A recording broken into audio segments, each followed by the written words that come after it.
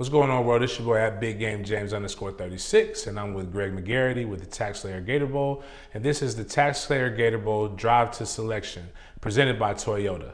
Each week, we're going to go through what the TaxSlayer Gator Bowl is, how selections are made, and different things like that with no other than Greg Mcgarity, who, again, check out this man's resume.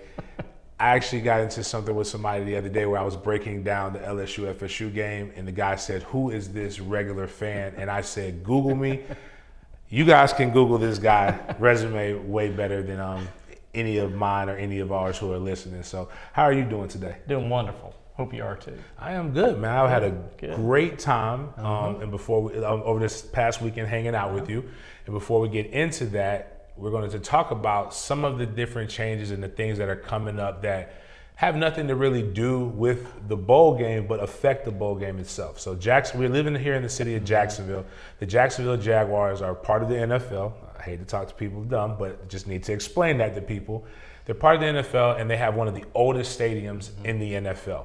So they're doing renovations to make sure that it stays up to date for the brand. But that affects the Gator Bowl. So for 2 years, the Gator Bowl won't be able to host a game here in Jacksonville. Can you explain to us a little bit why and what are some of the options for the Gator Bowl?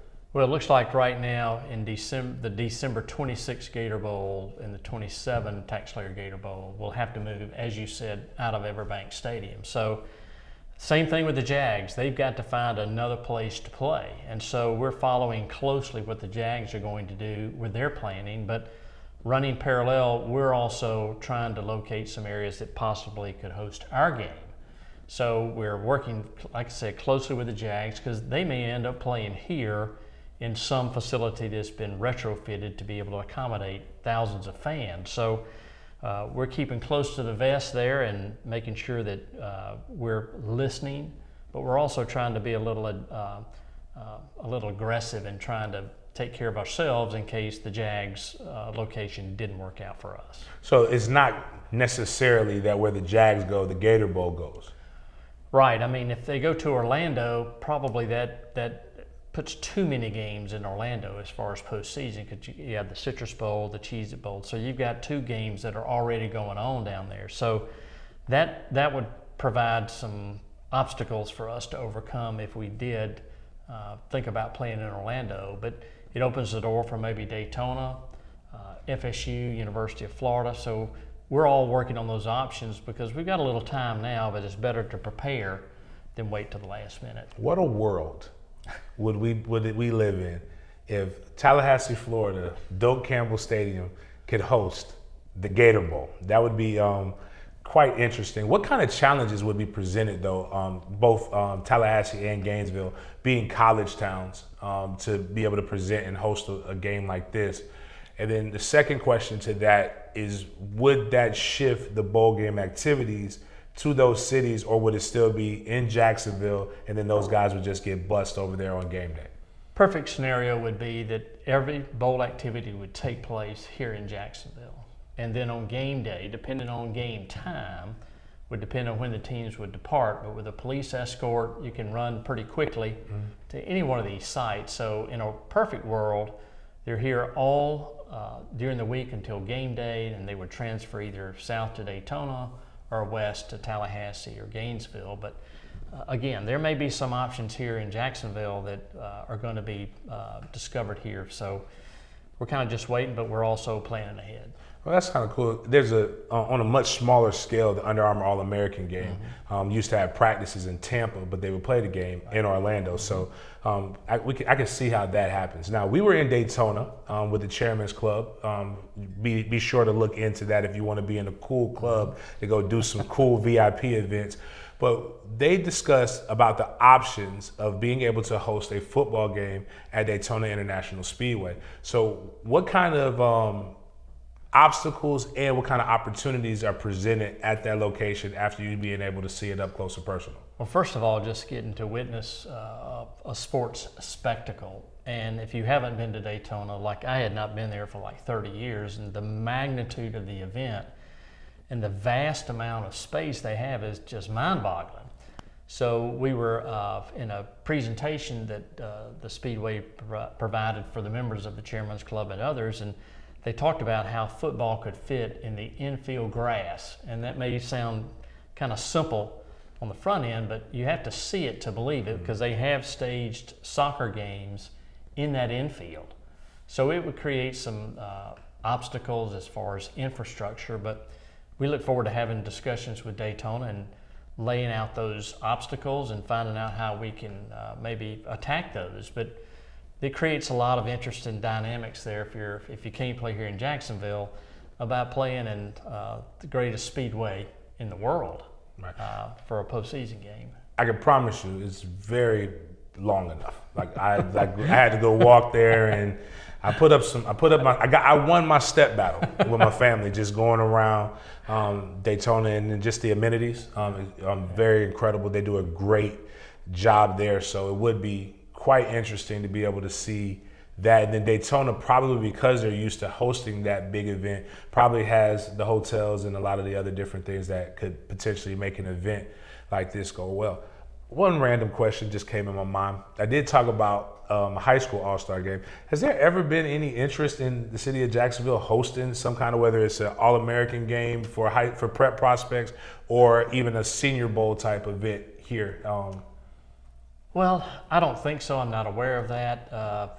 You bump into the NFL schedule because right now there are 2 games playing during the season in the stadium. There's a HBCU game the week before Georgia-Florida, and then obviously the week Georgia-Florida, the last Saturday in October. And so you've got to make sure that you don't overuse the playing field in those situations, because a little rain, even though the fields are fantastic and they do a great job of maintaining those, it might create some obstacles if you overuse the turf and the ancillary areas during the year. But I'm not aware of any discussion during that in season because of just the obstacles it might present with the Jags schedule. Gotcha. Well, back to the Gator Bowl. A lot of stuff happened. College football finally, we had games played. Week 0, not as exciting as week 1 that's coming up here, and we're going to talk about some of the games coming up. But we had a couple teams of interest play games. We saw Vanderbilt play Hawaii. We saw, I forgot, who did Notre Dame? Notre Dame played somebody. Navy. Notre Dame, Navy. So did those games really have any effect on us, or kind of went the way that we expected it to go? Well, we're all pulling for the SEC and the ACC to win, and so it was a good weekend. Vanderbilt had to hang on to beat Hawaii after a big rain delay there in Nashville, and then obviously what Notre Dame did, the game was over pretty quickly. But those 2 teams really played well, and I think it bodes well for the future for the conference. Vanderbilt 1-0, I think they've got a chance to be 2-0, and then they play Wake Forest in week 3. So it's going to be an interesting battle there. But it didn't tell a lot, but at least the season started, and it sets up, which is going to be a fantastic Thursday, Friday, Saturday, Sunday, Monday of college football. So this is going to be a great week. I can't wait. I've been waiting for this for quite some time. This week we have real college football games being played, some exciting matchups. Next weekend we have the NFL coming up, 7 days a week of good football. I would say, ladies, get upset with your husbands, but I'm seeing a lot of women are really, really getting into this great game. So this week, what are some week 1 matchups that you're particularly interested in? Well, you start off with the Florida-Utah game. That's going to be important for the SEC, and obviously in-state school, everybody would like to see Florida win that game. I think maybe, I don't know about you, but that'll be interesting for everybody to watch. But really the intra-conference play between North Carolina, South Carolina is going to be a great game, and I think the whole nation is pointing to Orlando where FSU and LSU match up. So you've got two games that are really going to be important, and those schools winning those games are going to have a huge leg up on any national aspirations that they may have. Now, with a hurricane coming, and you being a former athletic director, and as well as, basically, I think you said football ops, the guy who handles all the travel, while we have you here, like, what obstacles does Florida have, like leaving Gainesville before a hurricane comes, to going out to Utah, even though it doesn't affect Utah, but it can affect that travel? What are some things that you as an athletic director that you would have done or you've had to experience in your time? Well, I think what you see Florida doing is part of the travel concern there is having to leave really, really early and get out ahead of the storm.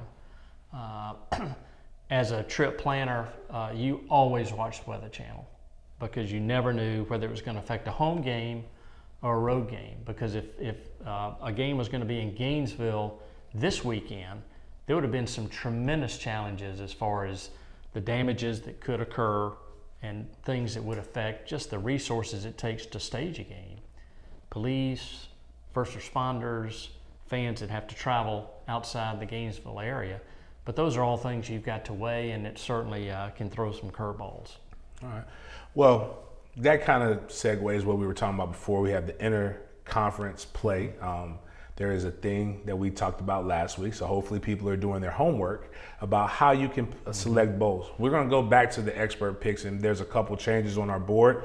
But before we get into that, let's talk about games that cannot happen because the brilliant people in the athletic departments decided to steal some of our thunder. So obviously, North Carolina, South Carolina could be a great bowl matchup, but now it's a great in-season matchup. We know FSU and LSU can't happen now, but we're going to go through the list of why some of these other ones in 2023 and also ones that are affected in 2024. Right. Well, this year, as you can tell, there's some games that are already occurring. Texas A&M playing Miami, so they would not play a repeat game, just like Vanderbilt to Wake Forest. LSU, FSU couldn't play. Virginia, Tennessee, Kentucky, Louisville. And then next year, unless it's a very unusual circumstance, you never want to play a team that you're getting ready to play the next year. So in 24, Georgia starts with Clemson, Georgia Tech at Georgia at the end of the year, but you've got Florida and Miami. You've got Ole Miss and Wake Forest, Tennessee at NC State.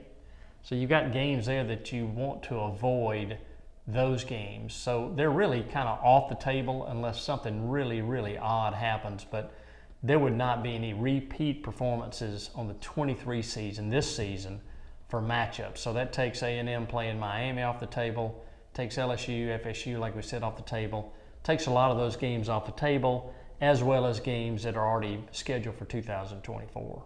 So now you could play them the next year. You just don't want to repeat that in the same season. Correct. Man, those are some good like UK Louisville would have been awesome, and A&M Miami. But bigger than that, that UF Miami matchup doesn't happen often enough for my liking. So that would have been a really, really good one. So we could end the season. But I guess if it's not kicking off the season, it's not quite as bad. So hey, you never know. Miami That's a stretch, be pretty. Though. That would have to really create some oddities there for us to play this year. We got to get them eligible first. That's right. We got to get bowl eligible for Miami first, and then we got to, Florida's got to. I think Florida will be bowl eligible. I know there's going to be some people who are going to be shocked that I'm actually being that gracious to them, but. Let's talk about the projections. So again, we talked about Ole Miss last week in the draw of Lane Kiffin.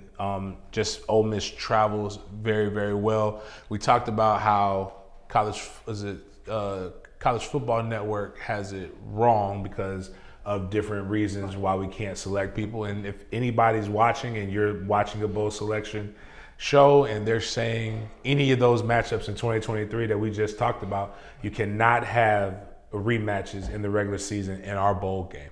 But ESPN finally released theirs. They have one prediction has North Carolina versus UF.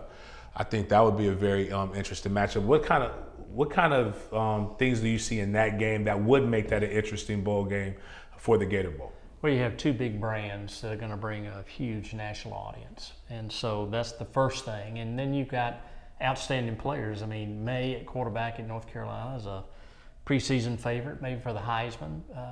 NC State, Arkansas is another team with another bowl with two great brands. So that's one good thing that we have with our relationship with the ACC and the SEC.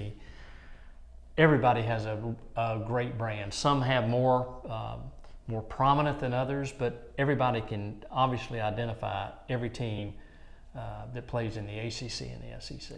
Well, that's one of the good things, and as we talked about last week with expansion, more so in the SEC, while you may get some of the lesser teams, but we're bringing in Texas and Oklahoma, that means the lesser teams are still pretty darn good brands that make the bowl game exciting to watch. Again, to be able to get Drake May, and then with some of the players what Florida has, they have a defensive end, Prince, that's actually pretty good.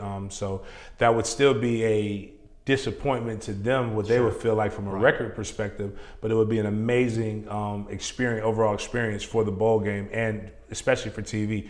Jordan brand teams just brings a bunch of other flair to the game. So week 1, we're going to see a lot of stuff actually start to shake out. We may, at the end of September, we may have pretty much a good understanding of who will be here in the Gator Bowl, and we'll be able to break down and do those things a little bit more. But the beautiful thing is games have to be played. Appreciate everyone joining us for the TaxSlayer Gator Bowl Drive to Selection presented by Toyota. We'll see you guys next week.